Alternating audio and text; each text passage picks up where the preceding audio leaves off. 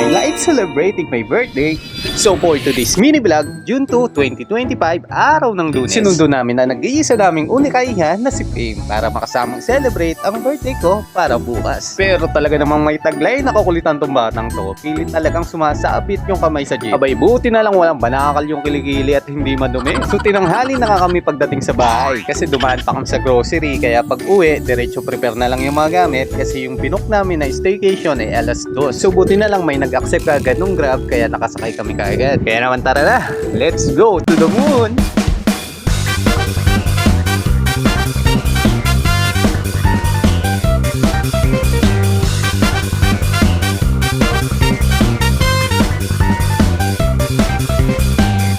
Overlooking staycation nga pala yung pupunta namin. Kaya kung mapapansin mo sa waist ako, zigzag talaga. Puro paahon yung labanan, mamit. At ito na yung guardhouse na sinasabi ng contact namin. At paglampas namin yan, ito yung bumungad sa amin. Ako, over the top talaga yung mga view. At yung building na yan, dyan kami mag-staycation sa loob ng 22 hours. At nauna na nga pala dyan si Bunso kasama ng Jowa Bells niya na si Hardy. At yung naka-joyride naman, Jowa Bells naman ng isa kong kapatid. Minutor lang niya yan, ang lakas sa ahonan. At ito naman yung bumungad sa amin sa kanilang balcony. Napaka-relax na kapaligiran. Samaan mo pa ng kanilang magandang swimming pool. At speaking of relax, tignan mo naman yung isa dyan, no? Nako, ay akala mo na may prinsesa. At kung pupunta ka naman sa pinaka-rooftop nila, nako, ito yung bubungad sa'yo. Medyo makulimlim nga lang, pero alam ko, araw yan kinabukasan. Manalig lang, birthday ko yun eh. Pero speaking of beautiful view, nako, ayan. Yan si Bunso. Oh, isang ang slow mo dyan.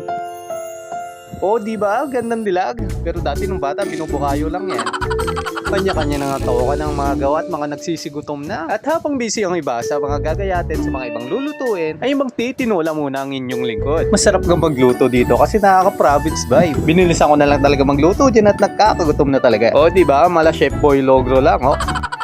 Pero speaking of chef, nako, yun talaga chef namin, master. At ang menu na kanyang iluluto ay minudo. Minudo na may kasamang pampainit. Siyempre, kailangan ng pampainit niya na habang nagluluto, di ba? At dahil naluto na nga yung tinola ko, nako, kanya-kanyang kainan na at mga nagsigutom na talaga. Ang ganda lang kumain dito sa balcony at ito yung view na makikita mo. Ito yung mga oras na kahit saglit ay nakatakas ka sa magulo at maingay na mundo ng syudad. At pagdating naman sa pamangking ko si Asher, nako, kailangan mag-swimming muna bago sumubo. O, kailangan may mga conditions pa para kumain. At ng mga makakainan, nako, video okay check muna tayo.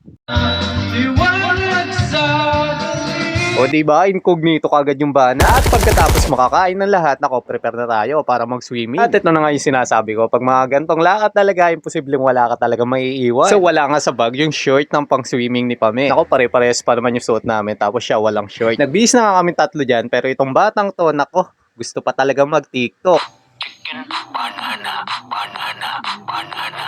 O diba, napa-chicken banana pa ang inyong lingkod. And finally, it's swimming time!